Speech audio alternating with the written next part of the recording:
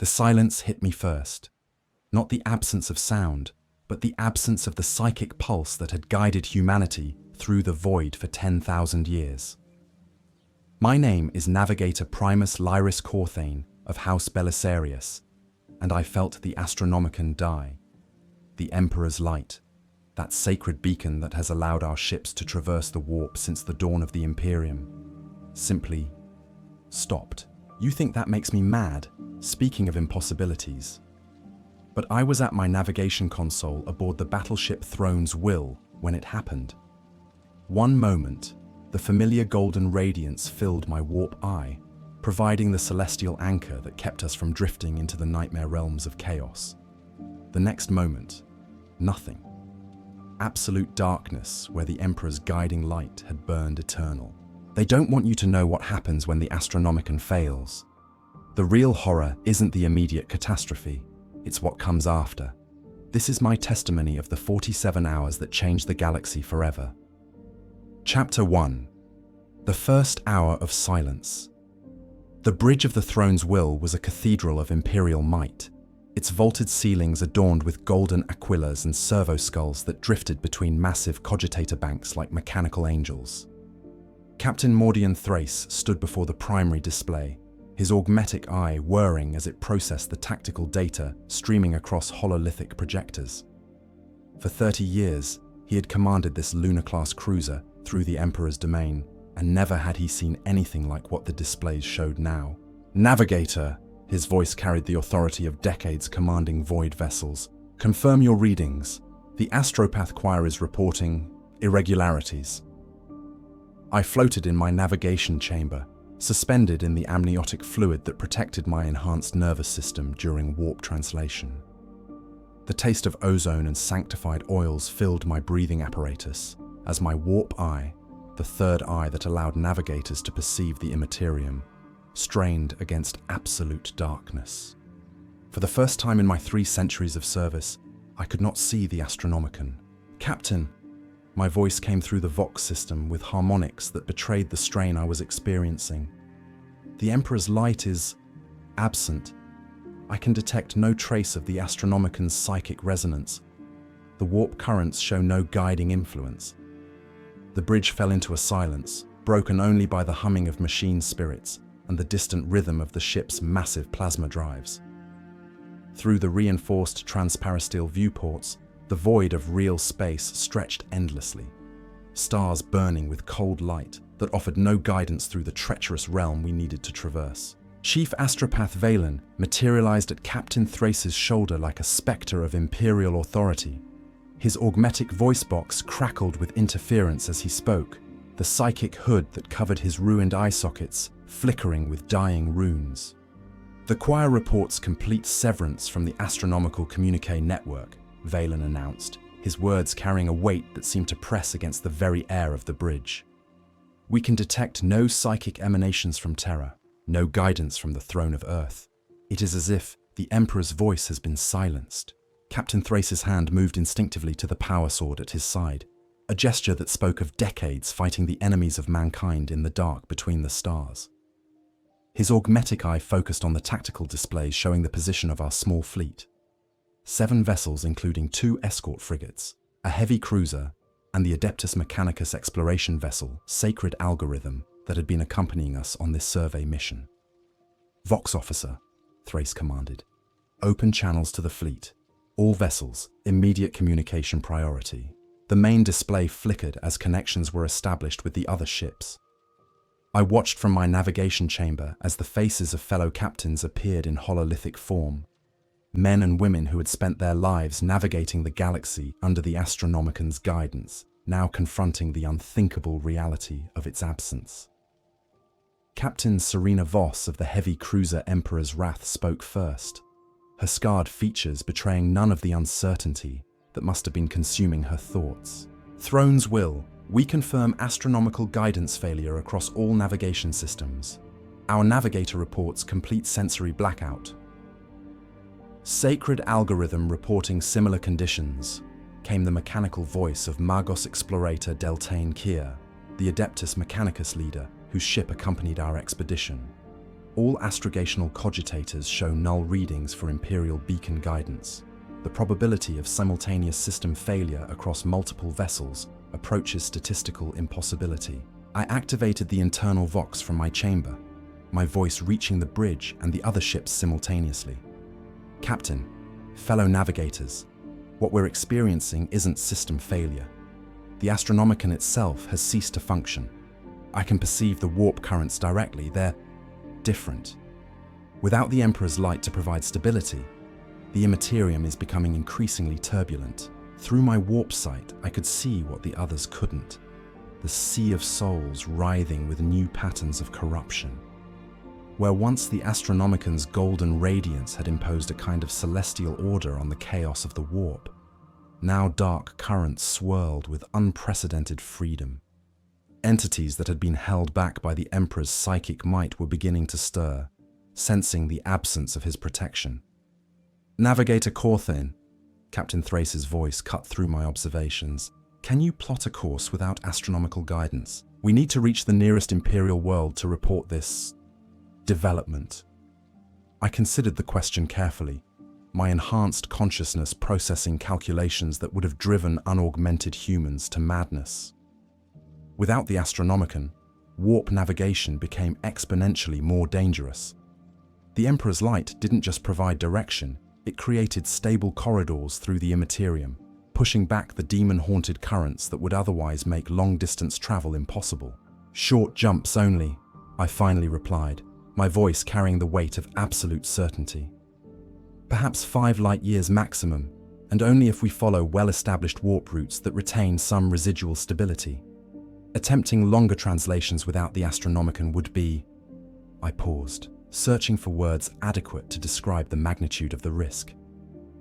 It would mean certain loss to the demon realms of chaos. The silence that followed my pronouncement was heavy with implications. We were currently 17 light-years from the nearest Imperial system, the industrial world of Mordian Prime, where massive factory complexes produced ammunition and equipment for the Eternal War. Under normal circumstances, with the Astronomican to guide us, the journey would take perhaps 6 hours through the warp. Now, it would require at least 4 separate jumps, each one risking exposure to the predators that lurked in the immaterium's depths. Magos Explorator, Captain Thrace addressed the mechanical figure on the display. What are your cogitators calculating for journey time to Mordian Prime under these conditions?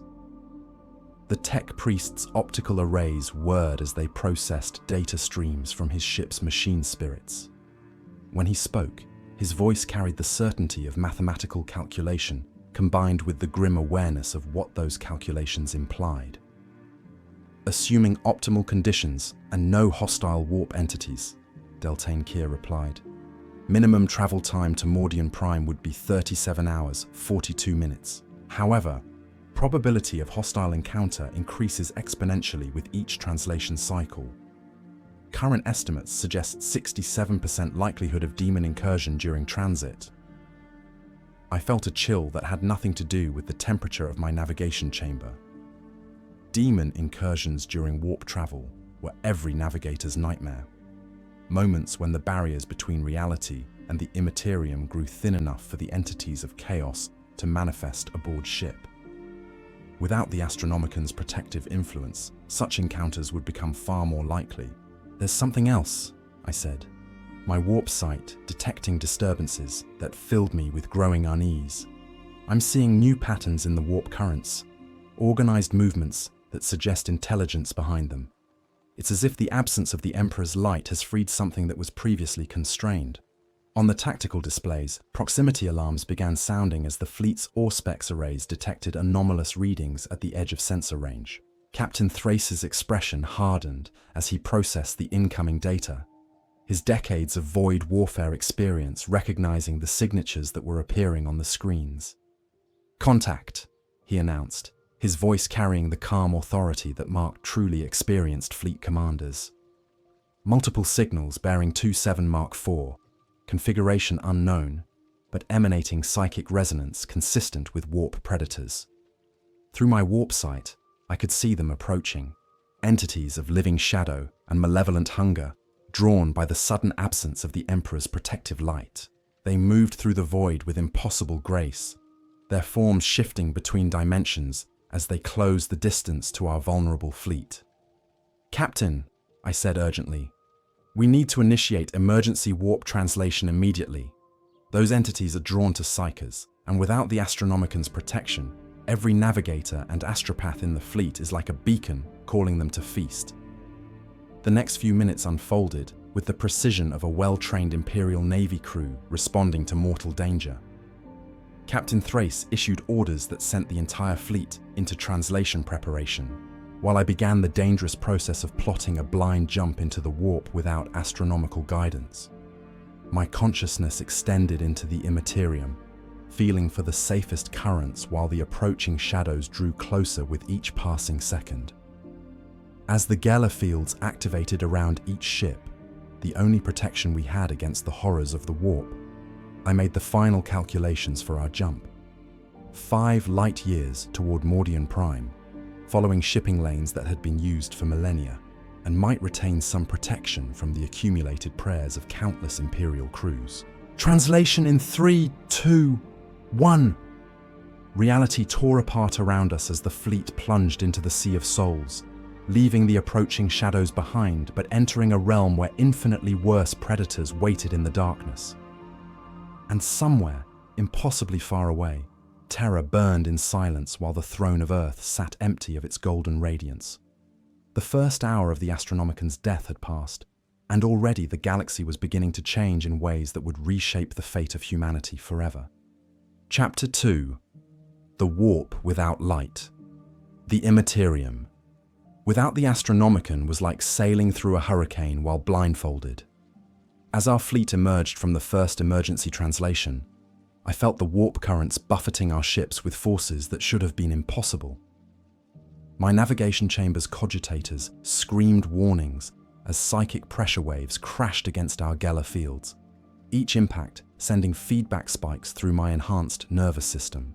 "Translation complete," I reported through the Vox, though my voice carried strain that years of void experience had never produced before. "We've covered approximately 4.7 light years.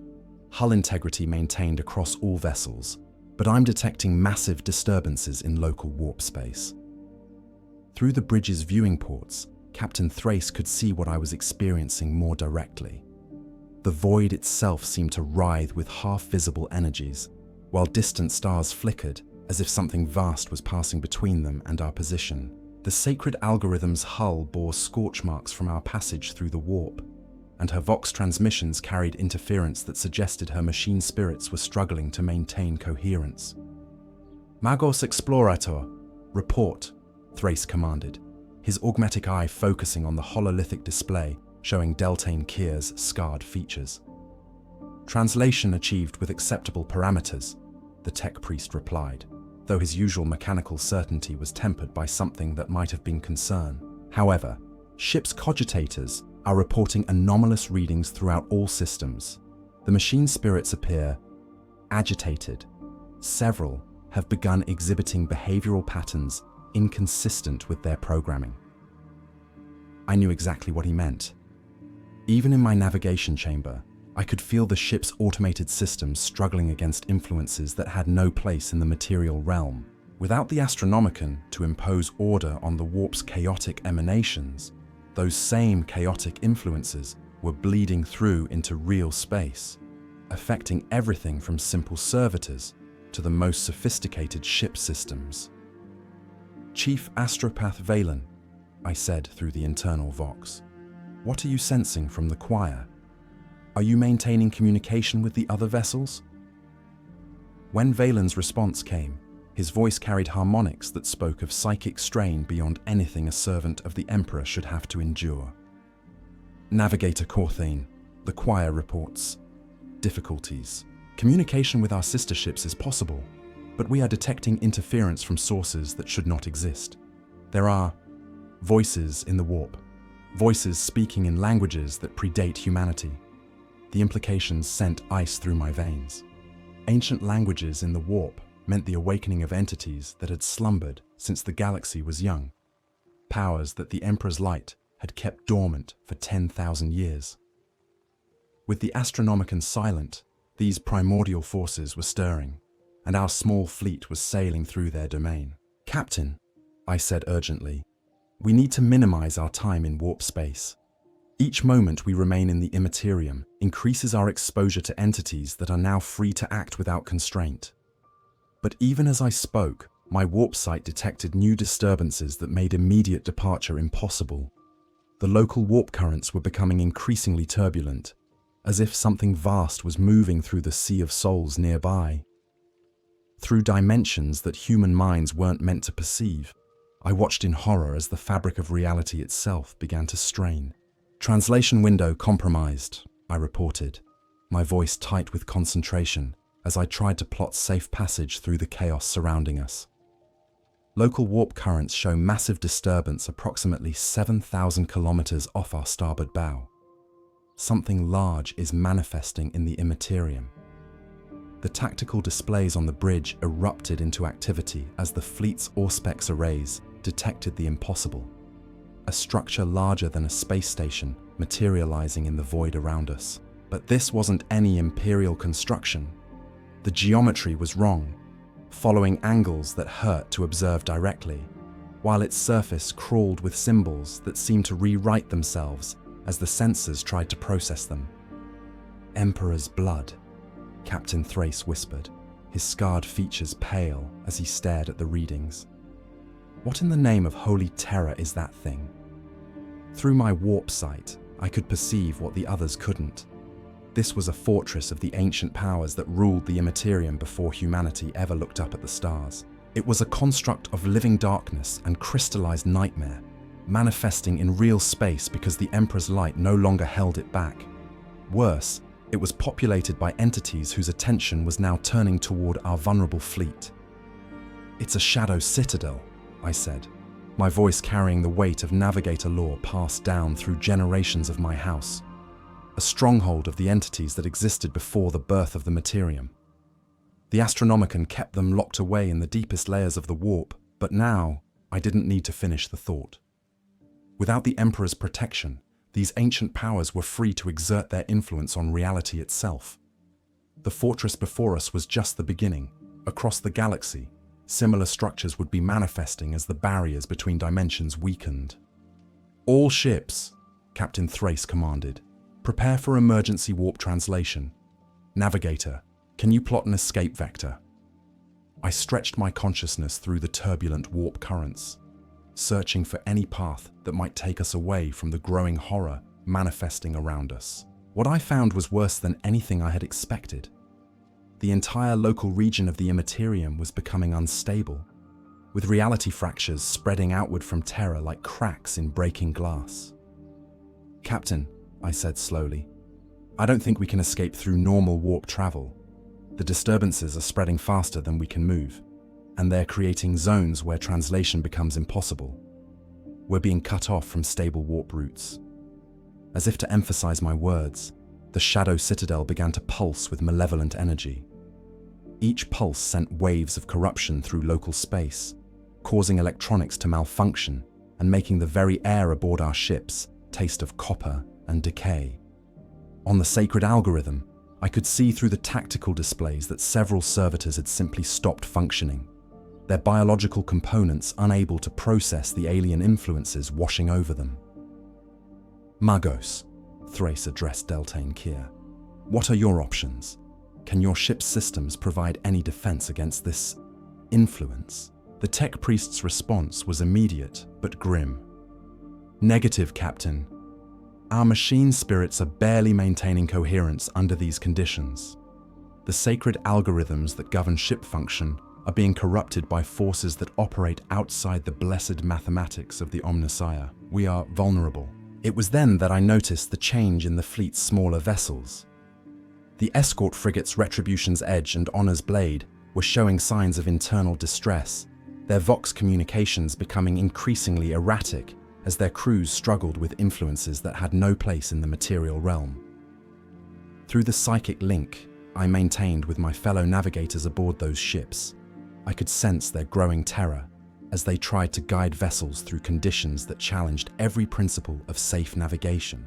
"This is Navigator Tertius Corthain, aboard Retribution's Edge." A voice came through the fleet communications, carrying strain that spoke of barely contained panic.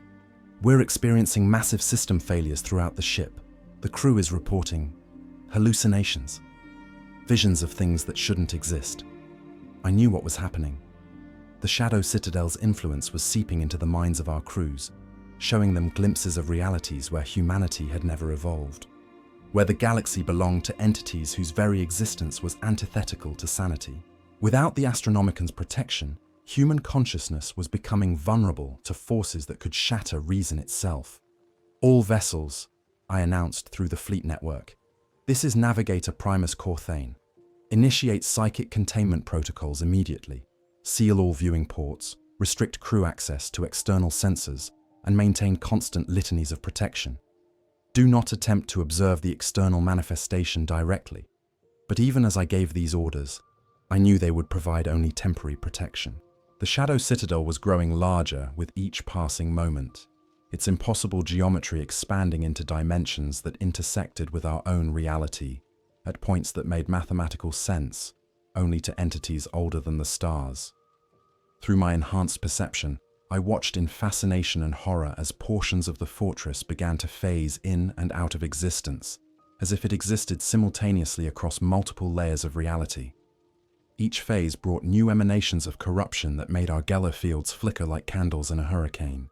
"Navigator," Captain Thrace's voice carried the calm authority of a man who had faced impossible odds before. "I need options. Can we fight this thing? Can we run from it? Or are we about to become part of whatever nightmare it represents?"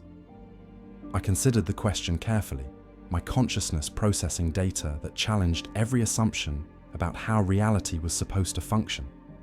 The Shadow Citadel wasn't just a fortress, it was a focal point for the ancient powers that ruled the deeper layers of the warp. Fighting it would be like trying to battle a fundamental force of the universe. Running from it was impossible because it existed outside the normal rules of space and time. But there was a third option, one that every navigator was trained for, but none ever expected to use. "Captain," I said slowly, "there is something we can try." The emergency translation protocols include procedures for what navigator houses call the final jump, a translation that takes us deeper into the warp than any sane being should go, to layers of the immaterium where even these ancient entities fear to tread. The silence that followed my words was deafening. The final jump was theoretical at best, a last desperate option for situations where normal warp travel was impossible. It involved diving so deep into the Sea of Souls that the navigator risked complete psychic dissolution, carrying their ship into regions where reality itself became optional. "What are the chances of survival?"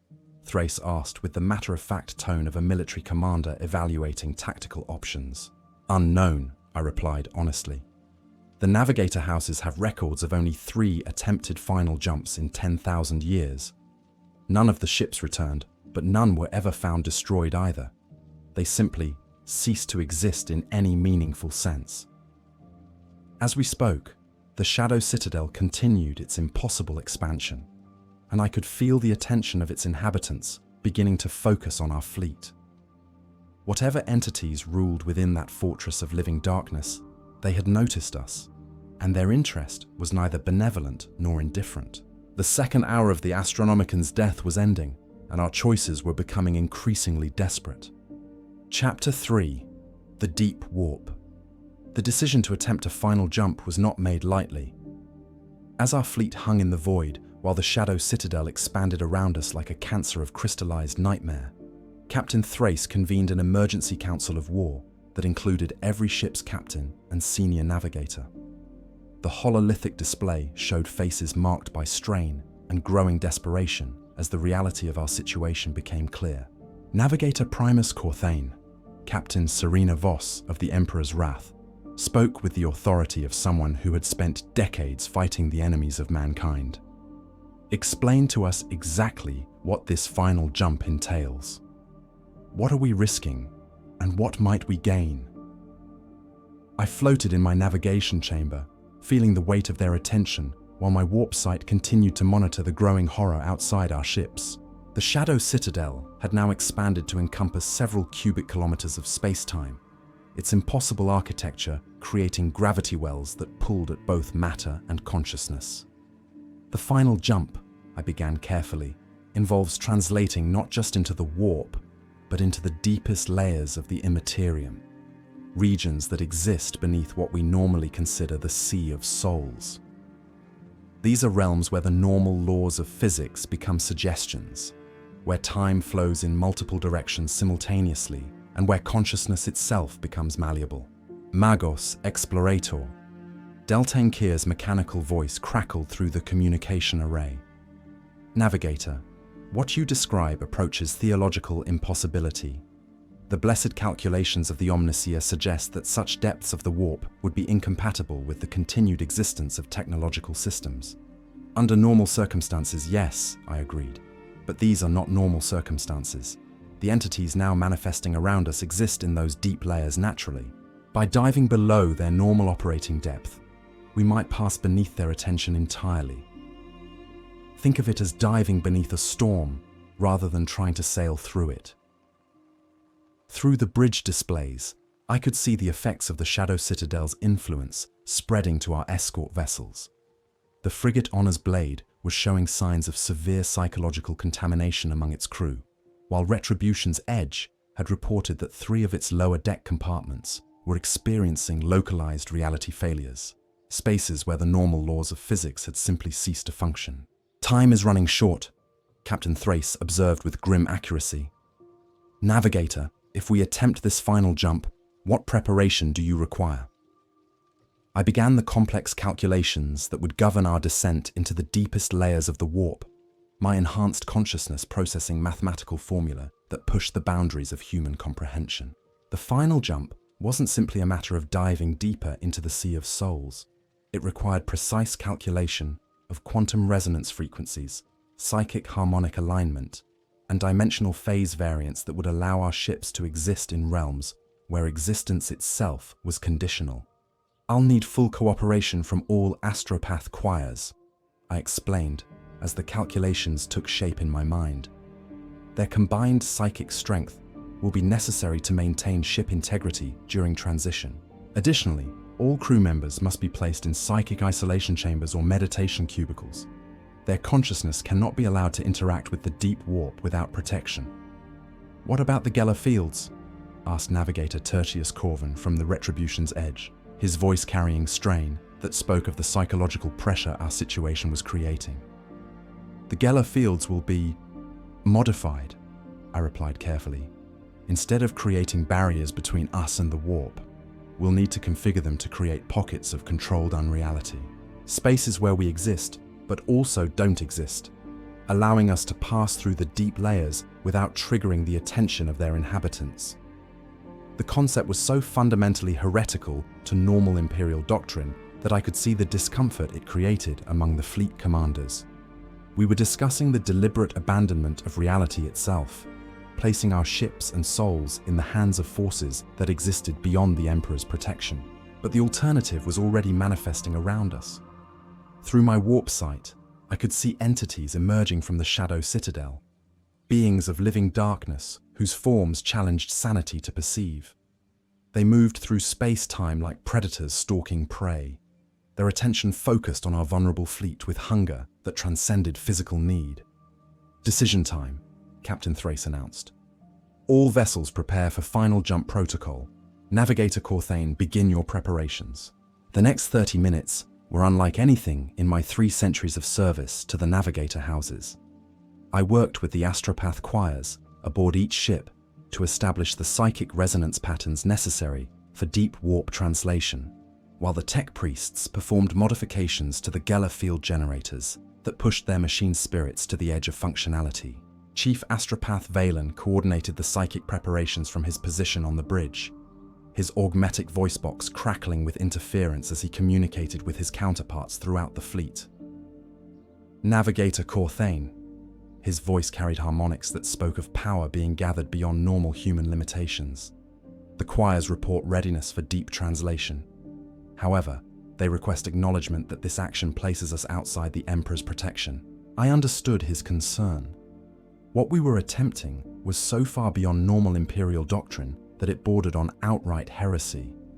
We were deliberately diving into realms where the Emperor's light had never shone, trusting in mathematical principles and Navigator lore rather than faith in his protection. Acknowledged, I replied through the Vox system. But remember that the Emperor's protection is currently absent from normal warp space as well. We're choosing between different types of damnation. Through the tactical displays, I could see the Shadow Citadel beginning to extend tendrils of living darkness toward our fleet. These weren't physical appendages, but manifestations of will and hunger that existed across multiple dimensions simultaneously. Where they touched our reality, space itself began to develop properties that challenged every principle of physics. Final jump in 10 seconds, I announced, my consciousness diving into the deepest layers of my enhanced perception as I prepared to guide 7 Imperial vessels into realms where humanity was never meant to venture. 5, 4, 3, 2, 1. The translation that followed was unlike anything I had ever experienced. Instead of the normal sensation of reality tearing apart and reforming, I felt existence itself becoming negotiable. The ships of our fleet existed and didn't exist simultaneously, passing through layers of the warp that operated on principles of pure will rather than physical law. My warp sight expanded beyond its normal limitations, showing me visions of the universe as it might have been, could be, or perhaps was, in some parallel framework of reality. I saw versions of our galaxy where humanity had never evolved, where the Eldar still ruled supreme, where the Citan had never been imprisoned and the Necrons remained flesh. Each vision was equally real and equally false, existing in the quantum uncertainty that defined the deep warp. Through this maze of possibility, I guided our fleet deeper than any Imperial vessel had ever gone. We passed beneath the attention of the ancient entities that ruled the upper layers of the immaterium, diving through strata of reality, where consciousness was the only constant, and where the normal distinction between self and other became meaningless. It was in those depths that I encountered something that challenged every assumption I had held about the nature of existence itself. In the deepest layers of the warp, where even the chaos gods feared to tread, I found evidence of something vast and patient, an intelligence that seemed to exist outside the normal framework of reality entirely. This entity didn't communicate through words or psychic emanation, but through direct alteration of probability and meaning. In its presence, I understood that what we were experiencing wasn't a random failure of the Astronomican, but part of a pattern that spanned millions of years and involved forces that operated on scales beyond human comprehension. The deep warp entity showed me visions of the galaxy's future, timelines where the Emperor's light was restored but dimmed, where humanity survived but changed, where the eternal war that defined the 41st millennium evolved into something entirely new. In some timelines, the loss of the Astronomican led to humanity's extinction. In others, it forced evolution into forms that transcended flesh entirely. But in all the possible futures I was shown, one constant remained: change was inevitable. The galaxy that had existed for 10,000 years under the Emperor's protection was ending, and what would emerge from its transformation would be shaped by the choices made in the hours following the Astronomican's death. As our fleet finally began to emerge from the deep warp, translating back toward normal space-time through layers of reality that gradually became more comprehensible, I carried with me knowledge that would reshape my understanding of humanity's destiny. We had survived the final jump, but we had also been changed by it in ways that would only become clear in the hours and days to come. The third hour of the Astronomican's death was ending, and our small fleet had become something unprecedented in Imperial history. Witnesses to the forces that operated beneath the surface of reality itself, carrying knowledge of powers that existed beyond even the Chaos God's dominion. When we finally translated back into normal space near Mordian Prime, we found a galaxy already beginning its transformation into something unrecognizable. Chapter 4. Mordian's Last Day. Mordian Prime hung before us like a wounded animal bleeding light into the void. The industrial world that should have been a beacon of imperial efficiency was instead a tableau of barely controlled chaos, its massive factory complexes burning with fires that painted the planet's atmosphere in shades of orange and red. As our fleet emerged from the impossible depths of the final jump, the tactical displays showed a world in the throes of systematic collapse. "Emperor's throne," Captain Thrace whispered as he stared at the readings flooding the bridge displays. "The entire planet is..." He paused, searching for words adequate to describe what we were witnessing. "The infrastructure is failing simultaneously across all major population centers." I remained in my navigation chamber, but my consciousness was still partially linked to the deep warp currents we had just escaped. Through that connection, I could perceive what the others couldn't. Mordian Prime wasn't just experiencing technological failure. The planet's collective unconscious was being torn apart by forces that had been unleashed when the Astronomican died. "Captain," I reported through the Vox system, "I'm detecting massive psychic disturbances across the planet's surface. The population is experiencing what appears to be coordinated psychological breakdown. Without the Emperor's light to provide psychic stability, human consciousness on Mordian is becoming vulnerable to influences from the warp. The orbital defense platforms that should have challenged our approach hung silent in space, their crews either dead or incapacitated by phenomena that transcended any normal military threat. Some of the stations showed signs of having been abandoned in haste, while others bore scorch marks that suggested internal explosions caused by equipment that had simply stopped following the laws of physics. "Magos Explorator," Captain Thrace addressed Deltane Kier through the fleet communications. "Are you detecting any signs of organized response from planetary authorities? Any indication that Imperial command structure remains functional?" The tech priest's response carried digital harmonics that spoke of machine spirits struggling to process data that challenged their fundamental programming. "Captain, planetary communication networks show severe degradation. Approximately 67% of major industrial complexes have ceased all output. Cogitator networks report massive system failures that appear to be spreading through hardwired connections." I knew what was happening. The same reality instability that had manifested the Shadow Citadel was affecting technological systems across Mordian Prime. Without the Astronomican's stabilizing influence, the boundary between the material realm and the warp was becoming permeable, allowing chaotic influences to corrupt even basic machinery. "Captain!" Chief Astropath Valen's voice carried strain that spoke of psychic pressure beyond anything a servant of the Emperor should have to endure. "The Astropath choir on Mordian Prime is screaming. They're broadcasting uncontrolled psychic emanations that suggest complete mental breakdown among the planetary psychopopulation."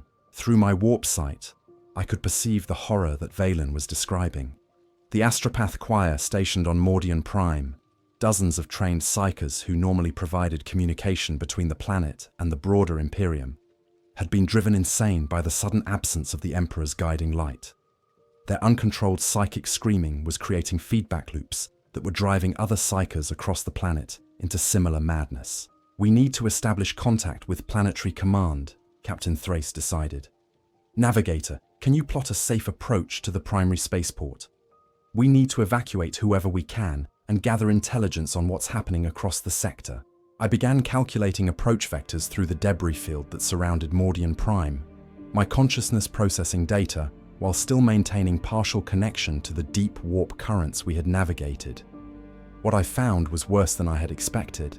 The space around the planet was becoming increasingly unstable, with reality fractures opening at random points and creating hazards that no amount of skill could predict. "Approach possible," I reported, "but extremely hazardous. I'm detecting multiple dimensional weak points in Mordian's orbital space. We risk translation failure if we encounter one of these fractures during descent." But even as I spoke, proximity alarms began sounding throughout the fleet as new contacts appeared on the tactical displays. These weren't ships in any conventional sense. They were structures of living energy and crystallized malevolence, manifestations of the same forces that had created the Shadow Citadel we had fled. Contact bearing 270 mark -15, Captain Thrace announced with the calm professionalism of an experienced Void commander. Configuration unknown, but emanating energy signatures consistent with warp manifestation. Through my enhanced perception, I could see what was approaching us, a hunting pack of entities that existed partially in real space and partially in the immaterium. They had been drawn to Mordian Prime by the psychic chaos erupting from the planet's surface, feeding on the terror and madness that the Astronomican's absence had unleashed. All ships, I announced through the fleet communications. Those entities are attracted to psychic emanations. We need to minimize our warp signatures and approach Mordian through the least populated orbital zones. The next hour unfolded as a deadly game of hide-and-seek among the orbital debris of a dying world. Our fleet moved carefully through the wreckage of defense stations and civilian vessels, using the bulk of destroyed ships to mask our approach from the hunting entities that prowled the space around Mordian Prime. When we finally established contact with Planetary Command, the voice that answered our hails carried the strain of a man pushed beyond all reasonable limits. Governor Militant Corthain spoke from a command bunker deep beneath Mordian's primary hive city, his words punctuated by explosions and the distant sound of screaming. "Imperial Fleet, this is Governor Thane." His transmission crackled with interference that spoke of communication systems on the verge of total failure. "Emperor, preserve us. Where have you been? The entire planet is descending into madness. Our Astropaths went insane 16 hours ago. The PDF has abandoned their posts, and the civilian population is experiencing mass hallucinations." Captain Thrace responded with the authority of Imperial Command. "Governor, this is Captain Thrace aboard the Throne's Will. We're here to evacuate essential personnel and gather intelligence on sector-wide conditions. What is the status of your planetary defenses?" The laugh that answered him was bitter and exhausted. "Defenses? Captain, we have servitors shooting at shadows that only they can see. Tech priests praying to machine spirits that have gone silent, and factory complexes that have begun producing things that shouldn't exist. The only reason I'm still alive is that I'm deep enough underground that whatever madness is affecting the surface hasn't reached me yet. Through my warp sight, I could perceive the reality fractures that were opening across Mordian Prime's surface. Each fracture allowed a small piece of the warp to manifest in the material realm, creating zones where the normal laws of physics became optional. In some areas, gravity flowed sideways. In others, time moved at different rates. Worst of all were the zones where human consciousness became vulnerable to direct manipulation by entities that existed outside normal reality. "Governor," I interjected through the communication link, "this is Navigator Primus Corthain. We need you to gather whatever personnel you can and prepare for immediate evacuation. The reality instabilities affecting your planet are going to get worse, not better." "What in the Emperor's name are you talking about?" Thane demanded. "Reality instabilities. Captain, what has happened to the Imperium?" The silence that followed his question was deafening. How do you explain to a loyal Imperial governor that the fundamental foundation of human civilization, the Emperor's light that had guided humanity for 10,000 years, had simply stopped functioning? Captain Thrace finally answered with the blunt honesty of a military commander. "Governor, the Astronomican has failed. The Emperor's light no longer guides our ships through the warp. What you're experiencing on Mordian is happening throughout the galaxy as the barriers between the material realm and the immaterium weaken." The silence that followed stretched for long minutes, broken only by the sound of distant explosions and what might have been human screaming. When Governor Thane finally spoke again, his voice carried the weight of a man whose entire worldview had just collapsed. "Failed," he whispered. "The Astronomican has... but that's impossible. The Emperor protects. The Emperor has always protected. The Emperor still protects," I said gently through the Vox link. "But his protection is no longer absolute. We are witnessing the end of one age of the galaxy and the beginning of something entirely new." Over the next several hours, our fleet worked desperately to evacuate what personnel we could from Mordian Prime's surface. The process was complicated by the reality instabilities that were spreading across the planet like an infection, creating zones where transport shuttles simply couldn't function reliably. We managed to extract Governor Thane and his senior staff, along with several hundred civilians and military personnel, but the cost was higher than any of us had anticipated. 3 of our transport shuttles were lost to dimensional fractures, simply vanishing from reality as they encountered zones where the normal rules of existence had broken down. Worse, the personnel we evacuated brought with them evidence of the changes spreading across human space. Reports from other worlds in the sector, fragmentary communications that had reached Mordian before its communication systems failed entirely, painted a picture of civilization in collapse as the foundations of imperial society crumbled. As our fleet prepared to depart Mordian Prime, leaving behind a world that was transforming into something unrecognizable, I found myself contemplating the magnitude of what we had witnessed. In the space of less than 24 hours, we had seen the beginning of a transformation that would reshape the entire galaxy. The Emperor's light still burned on Terra, but its reach no longer extended to the farthest corners of human space. Without the Astronomican to bind the Imperium together, each world would have to find its own path through the darkness that was coming. Some would survive the transformation and emerge stronger. Others, like Mordian Prime, would be consumed by forces they couldn't understand or control. But all would be changed by the simple fact that humanity could no longer take the Emperor's protection for granted. As we translated back into the warp for the journey to our next destination, I carried with me the knowledge that we were no longer just imperial citizens serving a distant emperor. We had become witnesses to the birth of a new age, with all the terror and possibility that such knowledge entailed. The galaxy was changing, and we were changing with it. Chapter 5. The Silent Sector. 3 days after fleeing Mordian Prime, our fleet found itself navigating through a region of space that the star charts designated as Sector Umbralis, a collection of 17 solar systems that had been considered stable and prosperous until the Astronomican failed. Now, as we approached the sector capital of Throne's Rest, we encountered something that challenged our understanding of what was happening to human civilization. Silence. Complete, absolute silence, where there should have been the constant chatter of Imperial communication networks. All frequencies clear, reported our chief Vox officer, his enhanced hearing straining against communication arrays that should have been flooded with traffic from naval patrols, merchant vessels, and civilian transmissions. No Imperial signals detected across the entire sector, no distress calls, no automated beacon networks, no astropathic resonance. I floated in my navigation chamber. My warp sight extended across the local region of space-time, searching for any trace of the psychic emanations that accompanied human civilization. What I found was worse than the chaos we had witnessed on Mordian Prime. Here, there was simply nothing. No pain, no fear, no madness. Just an emptiness that spoke of populations that had ceased to exist entirely. Navigator! Captain Thrace's voice carried a weight that spoke of growing understanding about the magnitude of what we were confronting. What are you detecting through the warp? Are there survivors in this sector?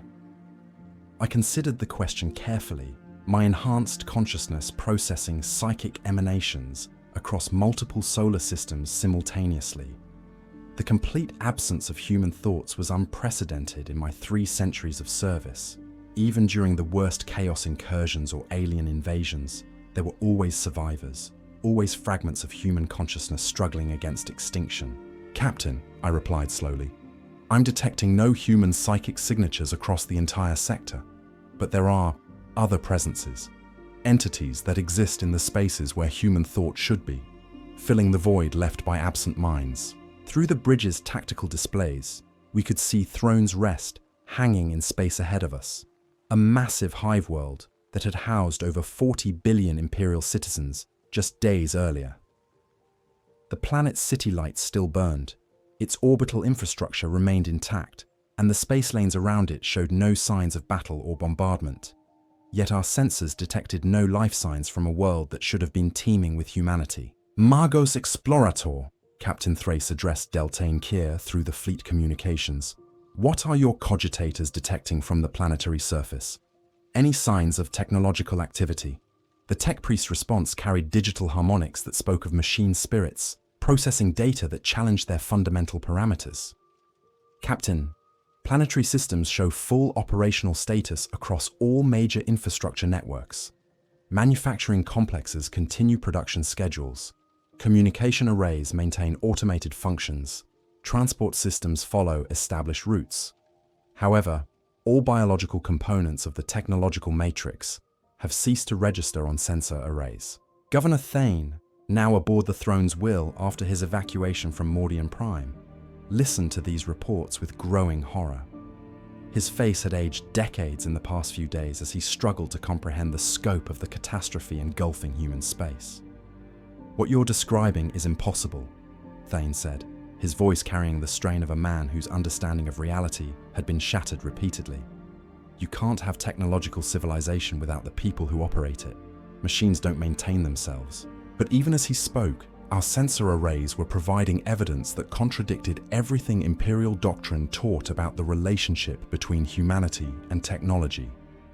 Throne's Rest continued to function as if its population still existed, with automated systems maintaining schedules and production quotas for citizens who were no longer there. "Perhaps they don't maintain themselves," I suggested through the Vox system, my consciousness still partially linked to the deep warp currents I had learned to navigate. "Perhaps they're being maintained by something else." The implications of this possibility sent cold certainty through the bridge atmosphere. If the human population had been replaced by entities from the warp, then Throne's Rest wasn't an abandoned world. It was a trap, a lure designed to attract Imperial ships like ours into range of whatever had consumed its people. "Captain," Chief Astropath Valen's voice carried harmonics that spoke of psychic perceptions pushed beyond normal human limitations. "The Astropath Choir is reporting unusual emanations from the planetary surface. Not human thoughts, but something that mimics human thought patterns. It's as if the planet is performing the idea of human civilization." I knew exactly what he meant. Through my warp sight, I could perceive the artificial nature of the psychic emanations coming from Throne's Rest. Something was broadcasting thoughts and emotions that felt human, but lacked the chaos and unpredictability of genuine human consciousness. It was a performance of humanity rather than humanity itself. "We need to investigate," Captain Thrace decided, with the determination of a commander who had faced impossible odds before. "Whatever happened here might be happening throughout human space. We need to understand it if we're going to warn other Imperial worlds." The approach to Throne's Rest was conducted with extreme caution, our fleet maintaining maximum sensor awareness, while prepared to translate back into warp space at the first sign of active threat. As we drew closer to the planet, the evidence of the transformation became undeniable. The cities were still inhabited, but not by humans. Through the high-resolution displays, we could see figures moving through the streets, maintaining the patterns of daily life. But these figures cast no shadows and left no heat signatures. They were projections of human activity, maintained by forces that existed outside the normal boundaries of the material realm. "Landing party," Captain Thrace announced, after consulting with his senior officers and the evacuated Governor Thane. "We go down in full environmental suits with psychic dampening fields active. No direct contact with the planetary population until we understand what we're dealing with. I volunteered to accompany the landing party, my navigator abilities potentially crucial for detecting warp influences that might threaten the team. The shuttle that carried us to Throne's Rest's surface was equipped with the most advanced sensor arrays our fleet possessed, but even sophisticated Imperial technology struggled to process what we encountered. The primary spaceport of Throne's Rest appeared to be functioning normally, with ground crews directing traffic and customs officials processing cargo manifests. But as our shuttle touched down, I could see through my warp sight that these weren't people at all. They were constructs of crystallized thought and memory, maintaining the forms and behaviors of the human civilization they had replaced. "Contact," our team leader, Sergeant Major Corinth, announced as figures approached our shuttle. "Human configuration, but sensor readings are anomalous." The beings that greeted us appeared to be standard Imperial citizens, Spaceport workers with the proper insignia and identification, speaking Gothic with regional accents that match Thrones Rest's cultural patterns. But their eyes held depths that no human gaze should possess, and their movements carried a precision that spoke of intelligence that had never known flesh. "Welcome to Thrones Rest," one of the constructs said, with perfect imperial courtesy. "Please present your documentation for processing. The Emperor protects." The irony of that final phrase, spoken by an entity that had replaced the human population the Emperor was supposed to protect, was almost overwhelming. These beings maintained the forms and rituals of imperial civilization while representing its complete negation. Through careful questioning, we learned that the transformation had begun approximately 18 hours after the Astronomican's failure. The population hadn't died violently. They had simply faded away, their consciousness absorbed by entities from the deep warp that then took their places. The constructs retained complete memories of the humans they had replaced, continuing their lives and duties with perfect fidelity to established patterns. "Where are the original inhabitants?" I asked one of the constructs, using my navigator abilities to peer deeper into its artificial consciousness. "They are here," it replied with what might have been confusion. "We are they. We continue their work, their love, their hopes. Nothing has been lost." But everything had been lost. These entities possessed the memories and personalities of 40 billion human beings, but they lacked the spark of true consciousness that made those memories meaningful. They were perfect recordings, playing back human experience without the capacity for genuine growth or change. The most disturbing discovery came when we visited one of the planetary residential districts. Families continued to exist in perfect simulation. Parents caring for children, couples maintaining relationships, communities preserving traditions. But none of it was real. The entities had absorbed human patterns so completely that they were trapped in endless repetition of behaviors they didn't truly understand. "We must report this to Sector Command," Governor Thane said as our landing party returned to the shuttle.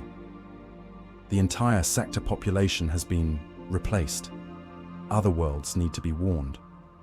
But even as he spoke, I was receiving psychic emanations that suggested the transformation was spreading beyond Sector Umbralis. Through my connection to the deep warp currents, I could sense similar patterns of replacement occurring across dozens of other systems as entities from the Immaterium moved to fill the void left by the Astronomican's absence. "Governor," I said gently, "I don't think there's anyone left to warn. The entities that replaced Thrones Rest aren't unique.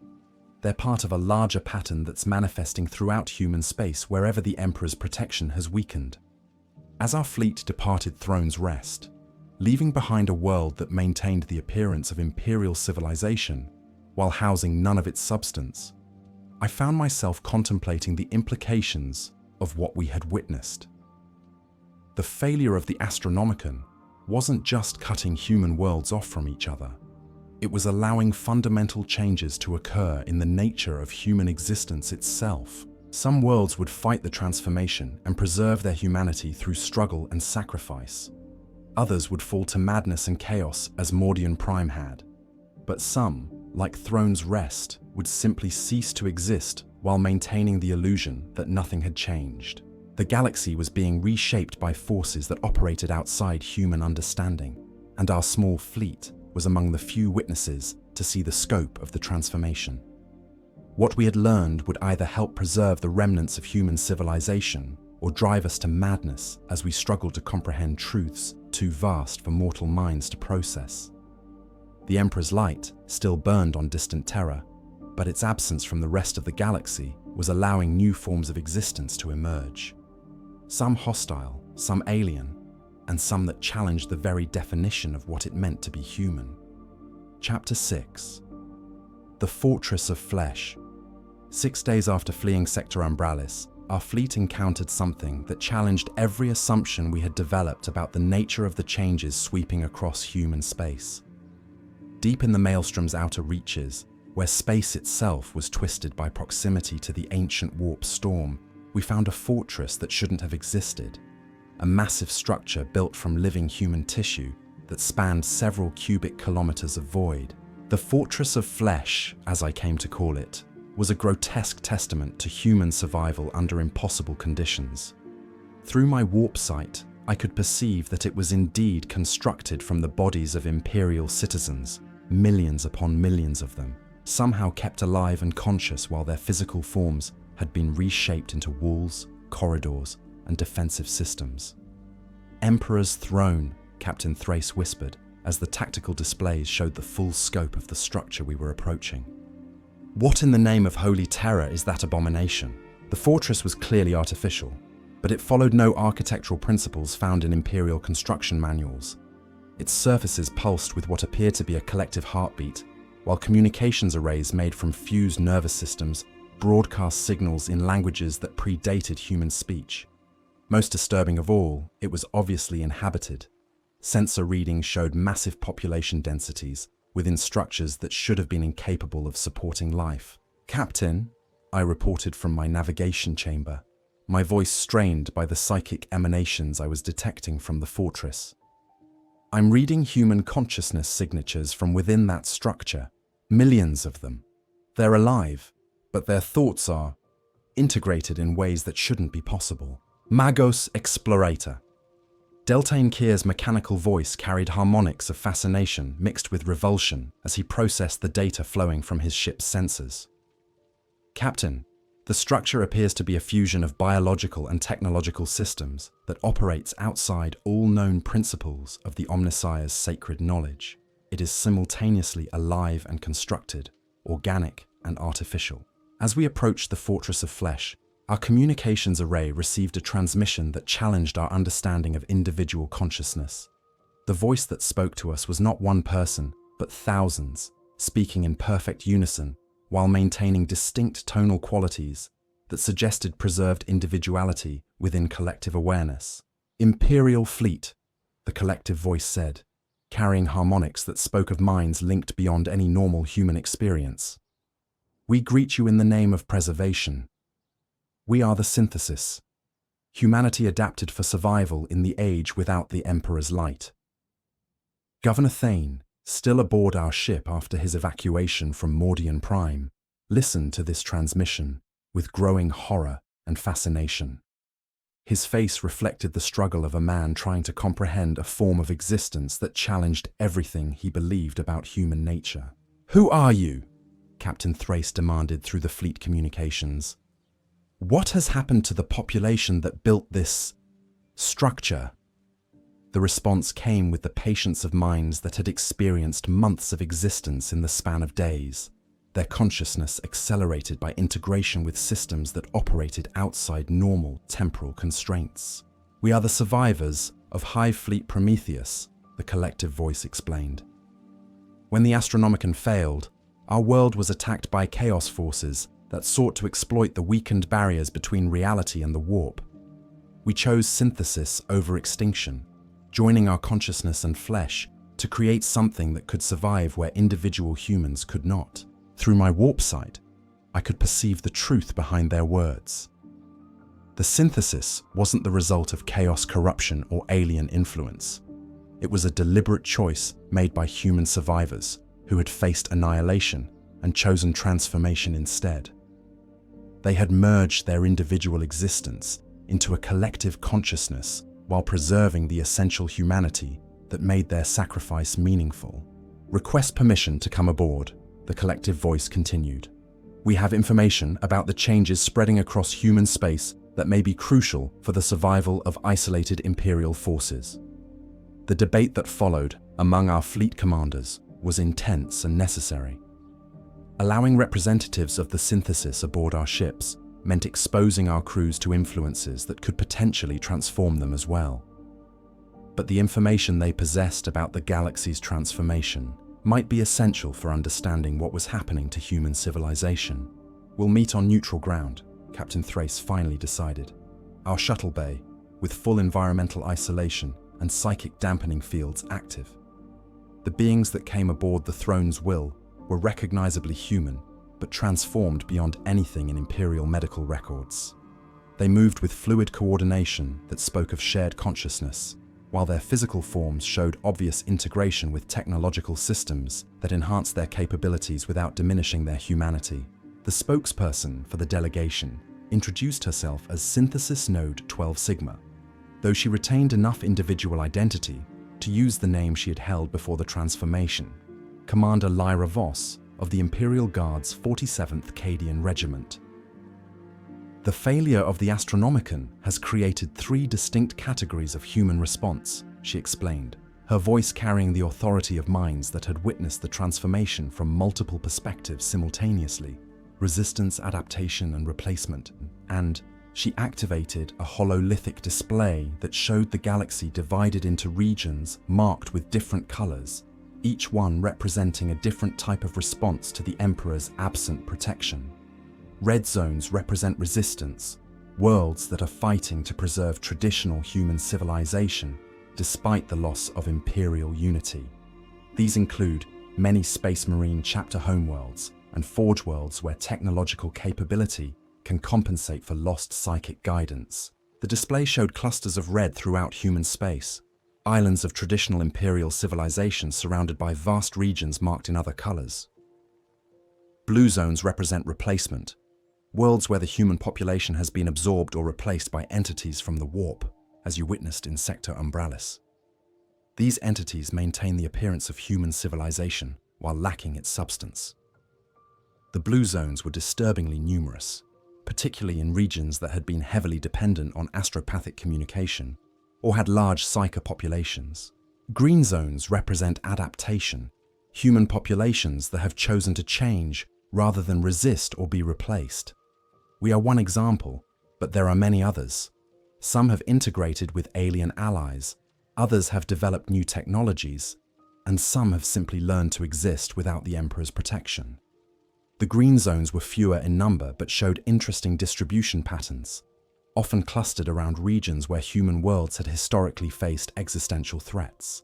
"And the yellow zones?" Captain Thrace asked, noting regions marked in a 4th color that seemed to shift and change even as they watched. "Unknown transformations," Commander Voss replied, with something that might have been concern if individual emotion could exist within collective consciousness. Regions where human civilizations have changed in ways that we cannot categorize or understand. Some may represent evolution beyond our current comprehension.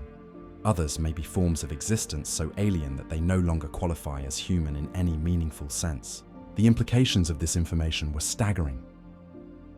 The galaxy we had known, united under the Emperor's light and bound together by the Astronomican's guidance, had fragmented into dozens of different experiments in human existence, each one trying to find its own path through the darkness. "What about Terra?" I asked through the Vox system, my consciousness still partially linked to the deep warp currents where I could sense the distant echoes of the Emperor's power. "What is happening at the heart of the Imperium?" The collective expression that crossed the synthesis delegation's faces was complex. Hope mixed with uncertainty, reverence tempered by pragmatic assessment. "Terra remains," Commander Voss replied carefully. "The Emperor still sits upon the Golden Throne, and his power still maintains some measure of order in the local region. But his influence is no longer absolute. The Astronomican's failure has forced changes even within the Imperial Palace itself. She showed us sensor readings and fragmentary communications that painted a picture of Terra under siege, not from external enemies, but from the internal contradictions of trying to maintain a galaxy-spanning empire without the psychic infrastructure that had made such dominance possible. The High Lords of Terra have been forced to acknowledge that the old Imperium is dead," she continued. "They are attempting to establish a new form of human government that can function without absolute reliance on astropathic communication, but the political challenges are immense." As our meeting with the synthesis delegation continued, I found myself contemplating the choices that humanity was being forced to make.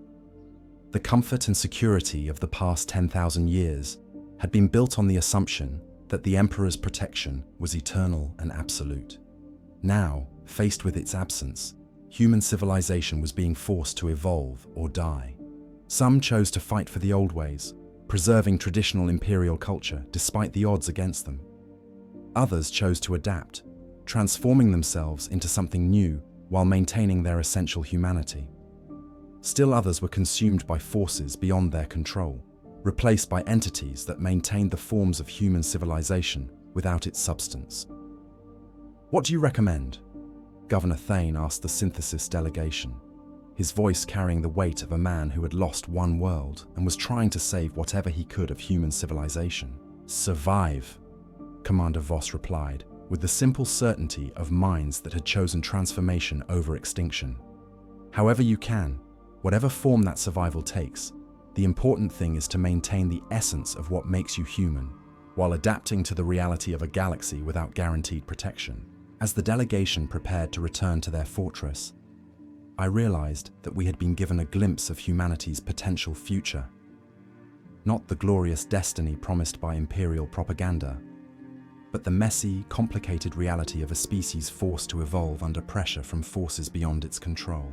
The Fortress of Flesh represented one possible answer to the question of human survival in a hostile universe. Whether it was the right answer remained to be seen, but it was undeniably a human answer, a choice made by people who valued continued existence over comfortable assumptions about the nature of reality. Our fleet departed the Maelstrom's outer reaches, carrying information that would reshape our understanding of the galaxy's transformation, but also carrying the burden of choosing which path humanity should take through the darkness ahead. Chapter 7: The Emperor's Children. 8 days after our encounter with the synthesis, our fleet received a signal that challenged everything we thought we understood about the nature of good and evil in the galaxy. The transmission came from a region of space that should have been empty, the Harrowing Nebula, a stellar graveyard where dying stars created psychic interference that made warp travel dangerous even when the Astronomican functioned normally. But the signal we received wasn't a distress call or a warning.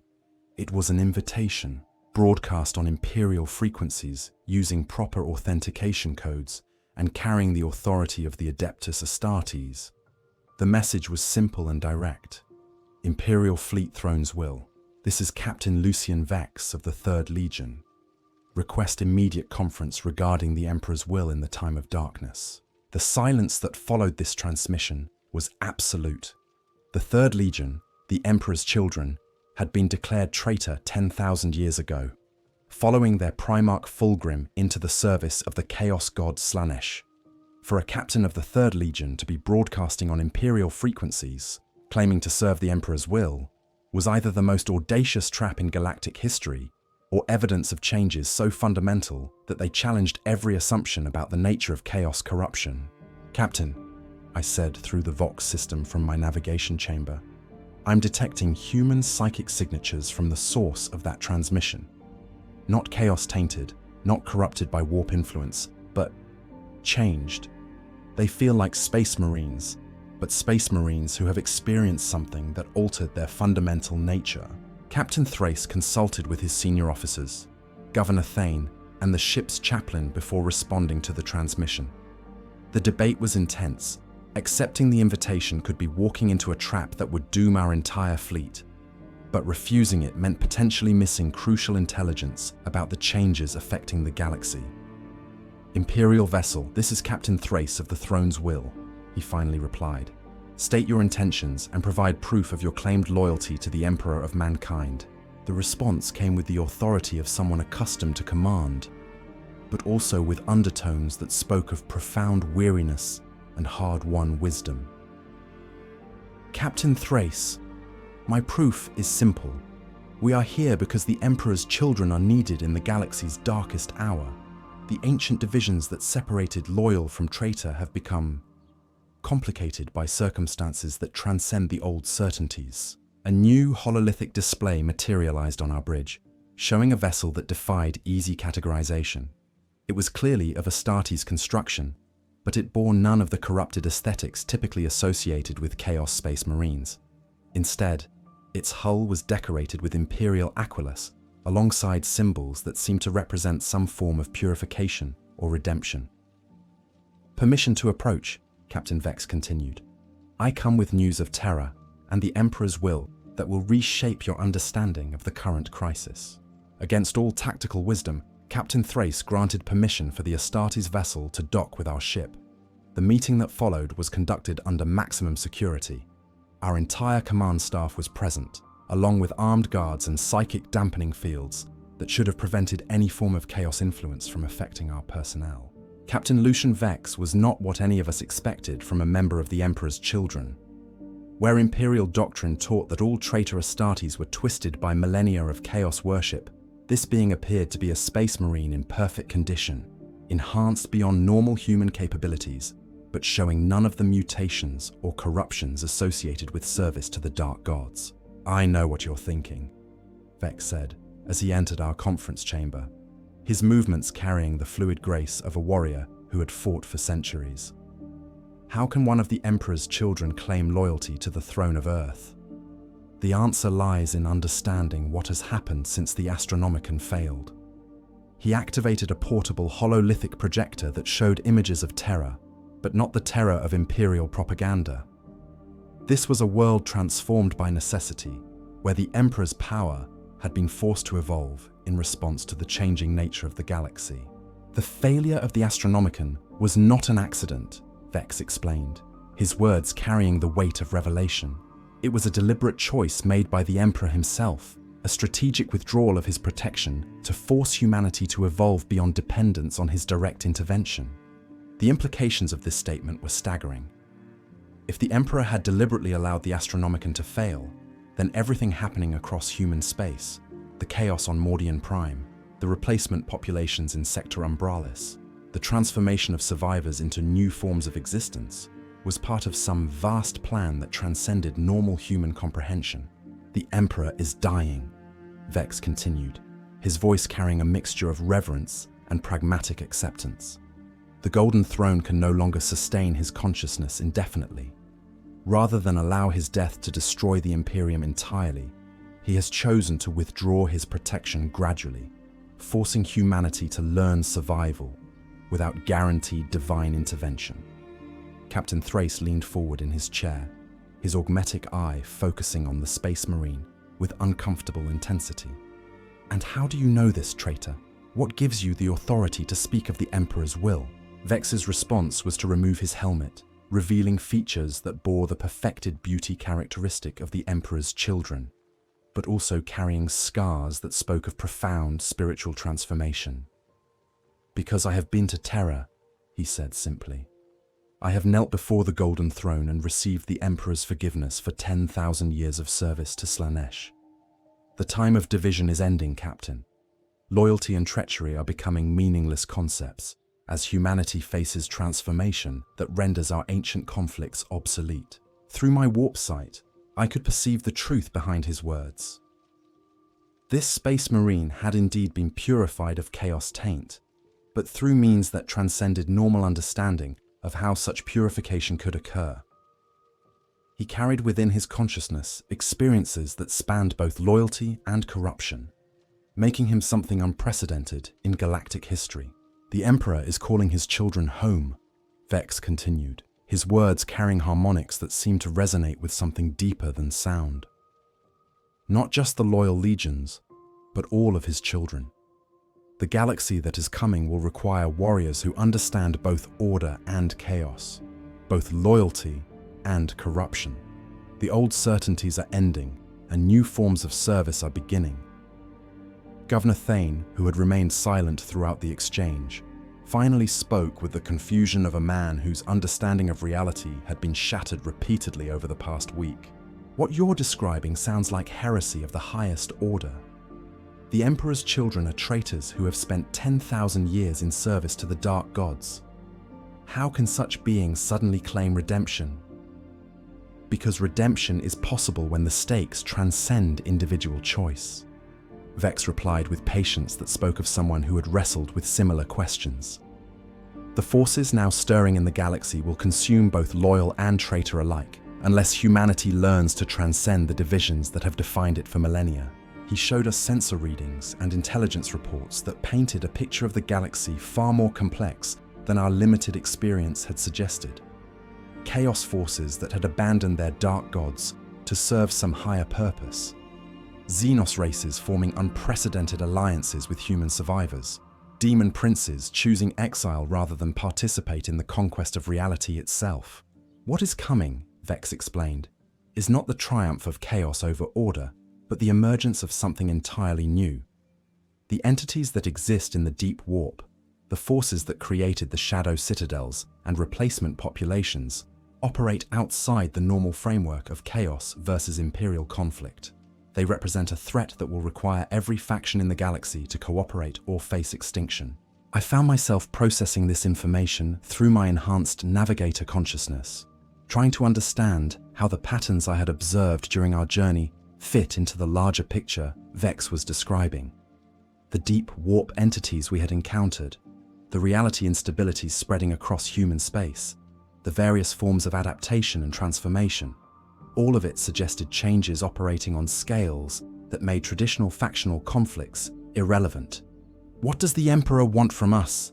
I asked through the Vox system, my consciousness reaching out to test the psychic emanations surrounding this purified traitor marine. "Survival," Vex replied simply.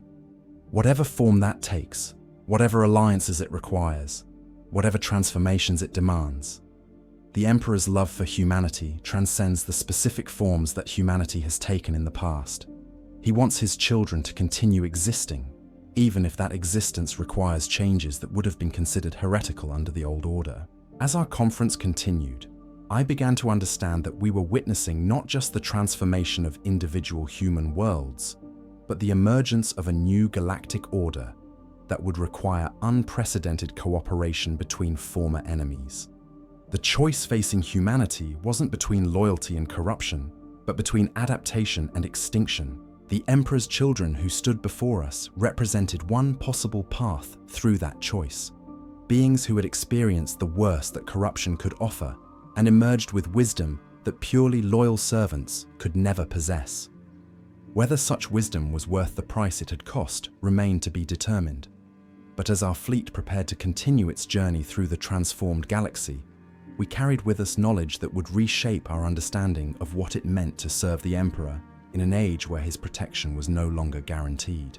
The time of simple loyalties was ending, and the age of complex survival was beginning. Chapter 8. The New Dawn. 14 days after the Astronomican's death, our small fleet arrived at coordinates that should have marked the location of the Macarius Gate, a vital warp nexus that had served as a major hub for imperial commerce and military operations. Instead, we found something that defied every assumption about the nature of space, time, and human existence in the galaxy. Where the gate had once provided stable passage through the warp, now hung a structure that existed in multiple dimensions simultaneously. It was part space station, part psychic construct, and part something entirely beyond human categories of understanding. Through my warp sight, I could perceive that it was inhabited by beings that represented every faction in the galaxy.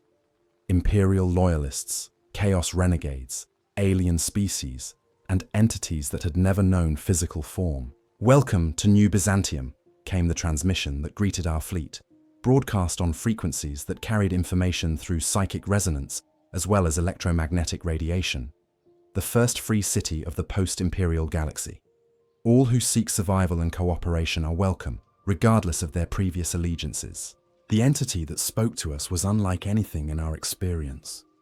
Through the hololithic displays, we could see a figure that appeared to be a fusion of human and Xenos characteristics, enhanced with technology that operated on principles beyond imperial understanding, and radiating psychic emanations that suggested consciousness expanded far beyond normal limitations. "I am Administrator Synthesis Prime," the being continued, its voice carrying harmonics that spoke of multiple species working in perfect coordination. "I was once Captain Valdez of the Ultramarines' 3rd Company, but necessity has required expansion of perspective. I extend the Emperor's welcome to all who serve the cause of galactic survival." Captain Thrace consulted quickly with his senior officers before responding. After everything we had witnessed over the past 2 weeks, the idea of a cooperation center between former enemies seemed almost reasonable compared to the alternatives of extinction or replacement.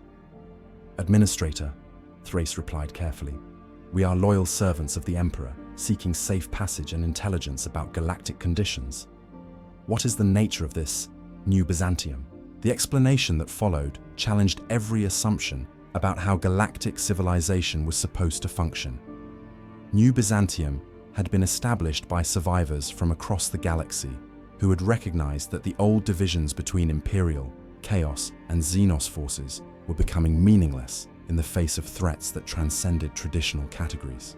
The deep warp entities that you have encountered, Administrator Synthesis Prime explained, represent a form of existence that considers all current galactic life to be equally inconsequential. They do not distinguish between loyal and traitor, human and alien, material and spiritual. To them, we are all equally irrelevant obstacles to their emergence into full reality. Through my enhanced perception, I could sense the truth behind these words. The entities we had fled from at the Shadow Citadel were indeed part of a larger pattern, beings that existed in the spaces between stories, seeking to eliminate the narratives that gave meaning to existence itself. Therefore, the administrator continued, survival requires cooperation between all forms of sentient life. New Byzantium serves as a neutral ground where former enemies can coordinate resistance against forces that threaten the continuation of consciousness itself. The docking procedures for New Byzantium were unlike anything in Imperial experience.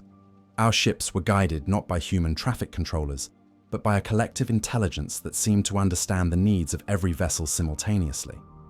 The docking bays themselves adjusted their configuration in real time to accommodate ships of different technological and biological origins. When we finally disembarked onto New Byzantium's main concourse, we found ourselves in a space that challenged every understanding of architecture and urban planning. The corridors existed in curved dimensions that allowed beings of vastly different scales to interact comfortably, while the atmosphere was maintained at optimal levels for dozens of different species simultaneously. The population was equally diverse. Imperial citizens working alongside reformed Chaos cultists, Eldar merchants trading with human settlers, even what appeared to be Tau diplomatic representatives engaged in serious discussion with Space Marine veterans. Most surprising of all, the interactions appeared to be genuinely cooperative rather than merely tolerated. How is this possible? Governor Thane asked, as we made our way through the crowds toward the administrative center, where Administrator Synthesis Prime awaited us. How can beings who have spent millennia trying to destroy each other suddenly coexist peacefully? The answer came from an unexpected source, a figure who approached our group with the distinctive gait of an Adeptus Astartes. When he removed his helmet, we found ourselves face to face with a space marine whose chapter markings identified him as one of the Dark Angels, but whose bearings spoke of someone who had transcended the limitations of traditional loyalty.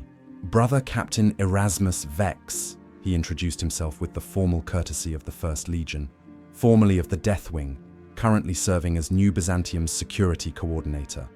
To answer your question, Governor, cooperation became possible when survival became more important than ideology. He led us through corridors that showcased the reality of New Byzantium's multi-species cooperation. We saw humans learning alien technologies, Xenos studying Imperial engineering, and former Chaos cultists working alongside tech priests to develop new forms of protection against deep warp incursions. The failure of the Astronomican forced every faction in the galaxy to confront the same reality, Captain Vex explained as we walked.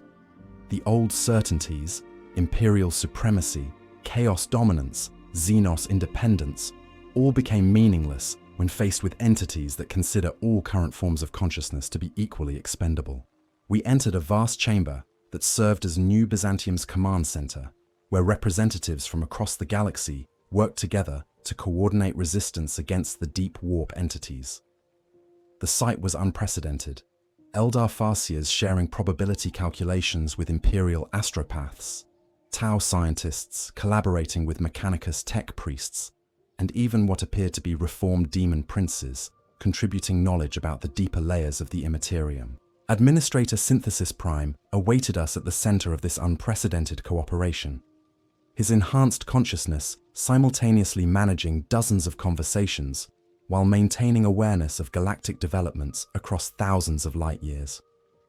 Captain Thrace, he said as our group approached, your journey has given you unique perspective on the transformation affecting human space. Your experiences will be valuable for understanding the scope of what we face. The briefing that followed was comprehensive and terrifying. The deep warp entities weren't just threatening individual worlds or species. They were working to unravel the fundamental narrative structures that allowed consciousness to exist in an ordered universe. Every replacement population, every reality fracture, every transformation that didn't preserve essential meaning was part of a larger pattern of dissolution. The good news, Administrator Synthesis Prime continued, is that resistance is possible. Consciousness itself is the weapon against entities that exist in the absence of consciousness. Every act of cooperation, every choice to preserve meaning despite impossible circumstances, every decision to continue existing rather than accept dissolution, all of these strengthen the narrative frameworks that keep reality coherent. I found myself processing this information through my Navigator consciousness, understanding that what we were witnessing wasn't just political cooperation, but a new form of existence itself. New Byzantium represented humanity and its allies choosing to evolve rather than resist change, adapting to new circumstances while preserving the essential qualities that made consciousness valuable. What about the Emperor? I asked, through the psychic link I had learned to maintain with enhanced beings. What is his role in this new order? The response came not from Administrator Synthesis Prime, but from a presence that seemed to fill the entire command center, a consciousness that was unmistakably imperial, but expanded far beyond any individual limitations. The Emperor lives, the presence communicated through direct psychic contact. But he lives differently now, no longer bound to the Golden Throne, no longer constrained by the need to maintain a specific form of human civilization. He exists as pure will and wisdom, guiding those who seek survival while allowing them the freedom to choose their own forms of existence. Through my warp sight, I could perceive the truth of this statement. The Emperor's consciousness had indeed transcended its physical limitations, becoming something that could guide without controlling, protect without constraining. His love for humanity now extended to all forms that consciousness could take, as long as they preserved the essential quality of caring about existence itself. The Astronomican will be restored, the presence continued, but it will be different. Instead of a beacon that imposes imperial order on the galaxy, it will become a network that connects all forms of consciousness that choose cooperation over dissolution. The light will shine for all who seek to preserve meaning in the face of meaninglessness. As our time on New Byzantium drew to a close, I found myself contemplating the choice that faced every conscious being in the galaxy. The comfortable certainties of the past, imperial supremacy, factional purity, the guarantee of divine protection, had been swept away by forces that operated outside those categories entirely. What remained was the fundamental choice between existence and non-existence, between maintaining consciousness despite its challenges and accepting dissolution into the meaningless void that the deep warp entities represented. Our fleet departed New Byzantium carrying more than supplies and intelligence. We carried hope. Hope that the galaxy's transformation, terrifying as it was, might lead to forms of existence that were richer and more meaningful than what had come before. The Emperor's light still burned, but it now illuminated possibilities that the old Imperium could never have imagined. In the darkness that followed the Astronomican's death, new forms of light were being born, lights that shone not from a single throne, but from the collective will of all conscious beings who chose to continue existing. The age of the Imperium was ending, but the age of consciousness was just beginning. And in that age, every choice to preserve meaning, every act of cooperation across former divisions, every decision to adapt rather than surrender would contribute to a galaxy where consciousness itself was the highest form of worship. The Emperor protects, but now he protects through the actions of all who choose existence over oblivion, meaning over dissolution, and cooperation over the isolation that leads to extinction. The new dawn was breaking, and its light shone from 10 billion points of consciousness working together to ensure that consciousness itself would never be extinguished.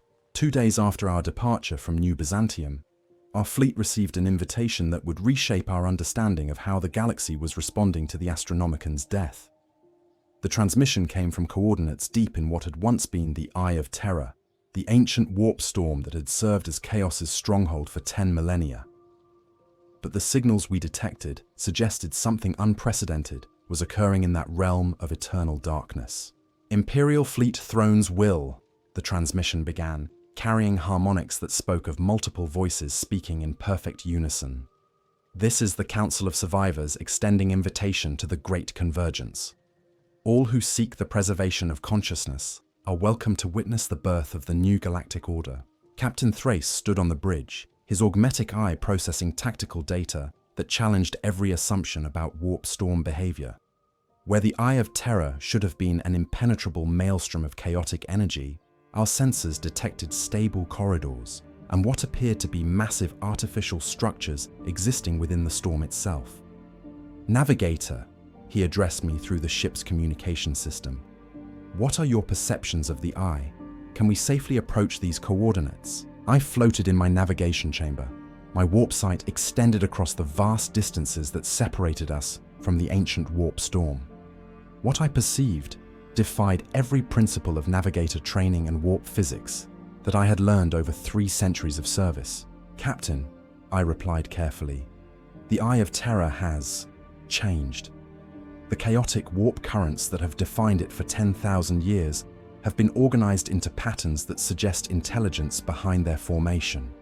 There are stable passages through the storm, but they're being maintained by forces that operate outside normal understanding of warp mechanics." Through my enhanced perception, I could see that the transformation of the Eye wasn't terror was even more profound than what we had witnessed elsewhere in the galaxy.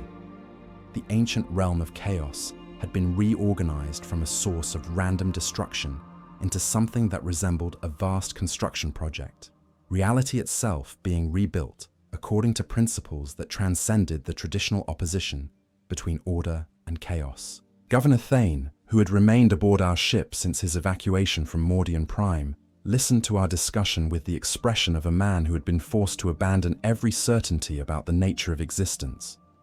"The Eye of Terror was created by the birth of Slaanesh," he said slowly, working through implications that challenged his understanding of galactic history. "If it's becoming stable, does that mean the Chaos Gods themselves are changing?" The answer to his question came from an unexpected source, Chief Astropath Valen, whose psychic abilities had been enhanced by our exposure to the deep warp currents during the final jump. "The Chaos Gods are not changing," Valen reported, his augmetic voice carrying harmonics that spoke of perceptions pushed beyond normal human limitations. "They are being superseded. There are forces emerging in the deep warp that make the traditional chaos powers seem provincial by comparison." I understood what he meant.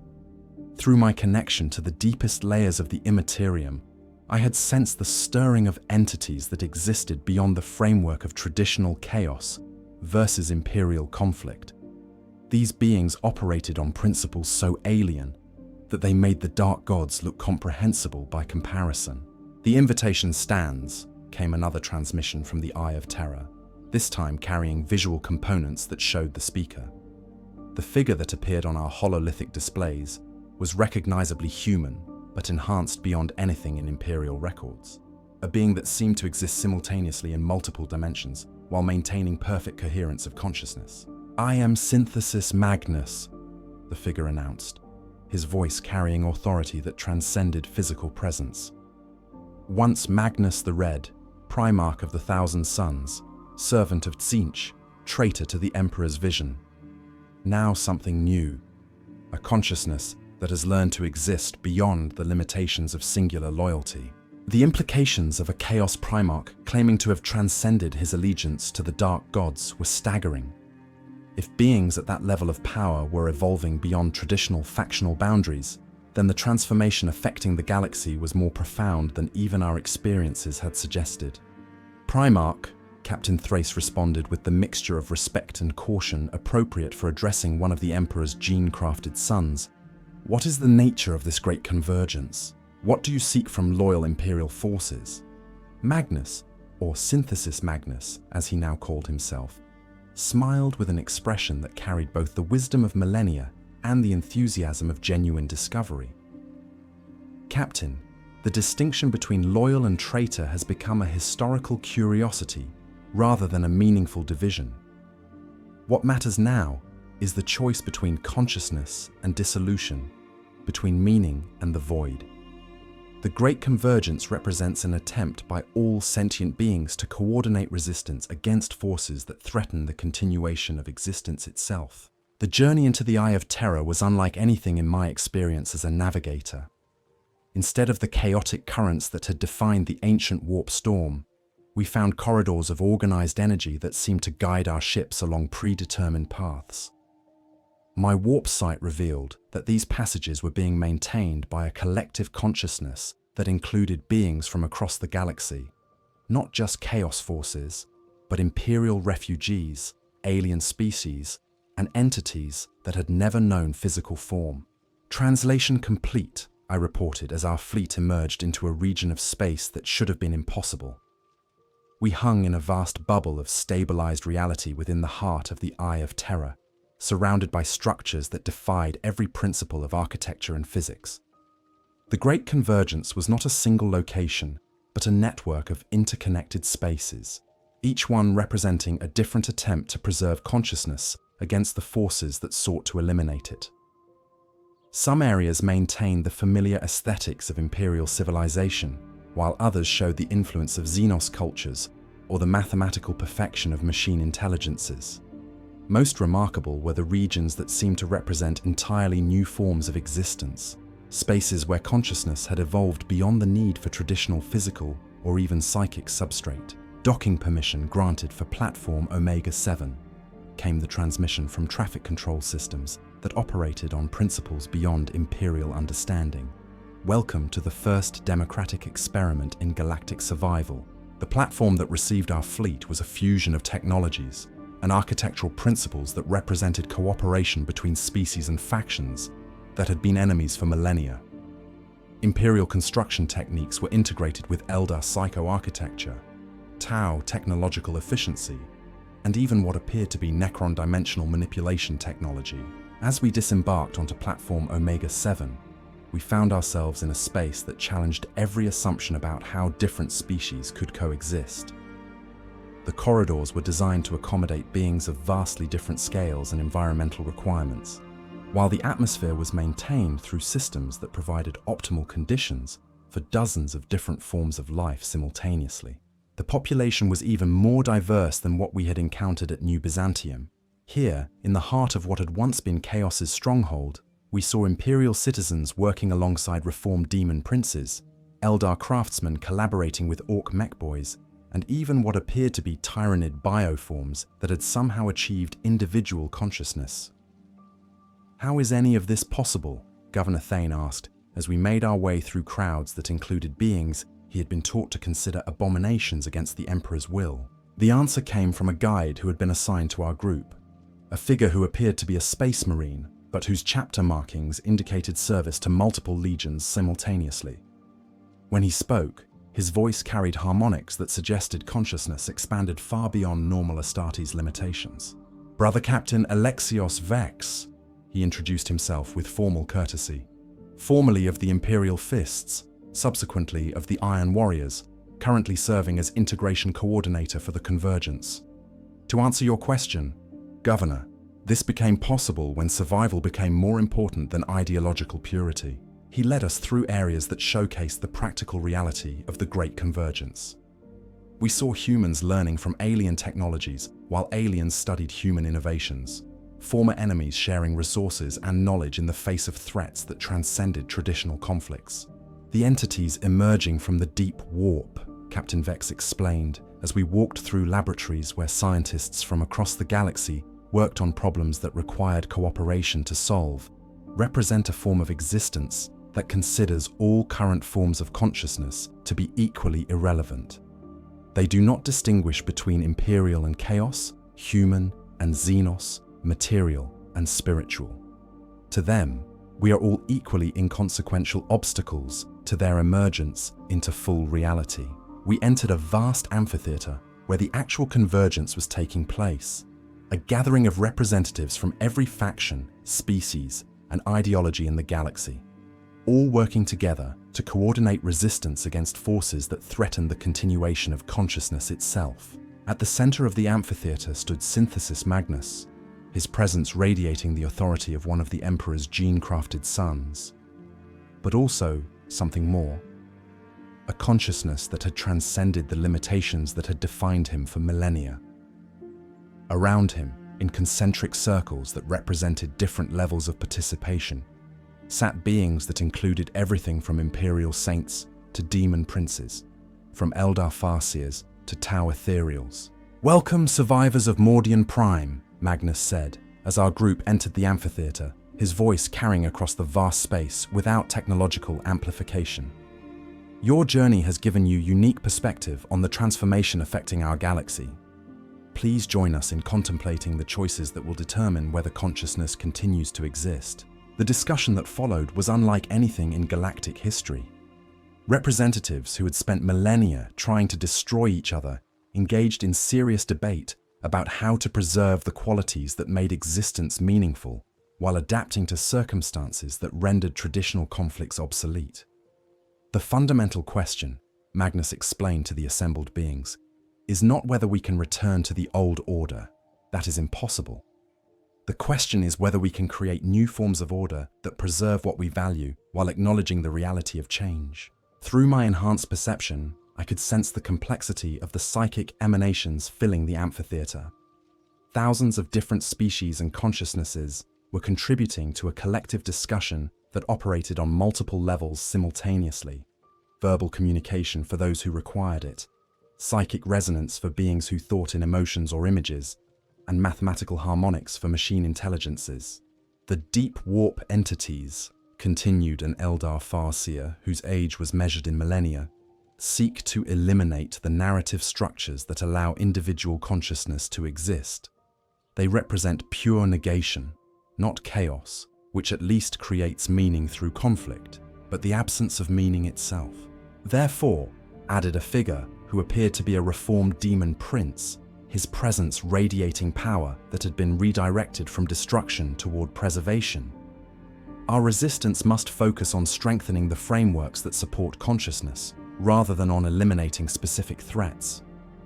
I found myself drawn into the discussion as Magnus asked me to share our fleet's experiences with the various forms of transformation we had witnessed. As I described the chaos on Mordian Prime, the replacement populations in Sector Umbralis, and the adaptive strategies we had encountered throughout our journey, I began to understand the pattern that connected all these different responses to crisis. Every world, every population, every individual faced the same choice when the Emperor's protection was withdrawn, I explained to the assembled beings. They could resist change and risk destruction, accept change and risk losing their essential identity, or attempt to guide change in directions that preserved what they valued while adapting to new circumstances. "Precisely," Magnus replied with approval that carried the weight of someone who had struggled with similar choices for 10,000 years. "And what we have learned is that the third option, guided adaptation, requires cooperation between consciousnesses that might previously have been considered incompatible." The amphitheater erupted into discussions that operated on scales from individual conversation to species-wide debate. I watched in fascination as beings who represented fundamentally different approaches to existence found common ground in their shared commitment to preserving the possibility of consciousness itself. As the Great Convergence continued over the following days, a consensus began to emerge about the principles that would govern the new galactic order.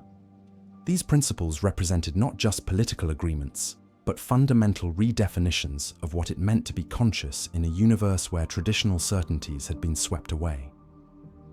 The first principle was recognition, the acknowledgement that consciousness could take forms that had never been imagined under the old order, and that preserving consciousness required accepting diversity rather than demanding conformity. The second principle was cooperation, the understanding that survival in the transformed galaxy would require beings to work together despite fundamental differences in their nature and goals. The third principle was evolution, the acceptance that all forms of consciousness would need to change in response to new circumstances, and that such change was not betrayal, but adaptation. The fourth principle was preservation, the commitment to maintaining the essential qualities that made existence meaningful while allowing the forms of that existence to evolve. These principles, Magnus explained as the convergence moved toward its conclusion, will serve as the foundation for what we are calling the New Covenant, an agreement between all forms of consciousness to support each other's continued existence while respecting the diversity of forms that existence might take. The signing of the New Covenant was conducted through means that transcended simple documentation. Representatives from every faction, species, and ideology contributed their psychic signatures to a collective agreement that existed simultaneously as political treaty, spiritual commitment, and mathematical proof. I watched in awe as beings who had been mortal enemies for millennia formally committed to cooperation in the face of threats that made their ancient conflicts seem trivial.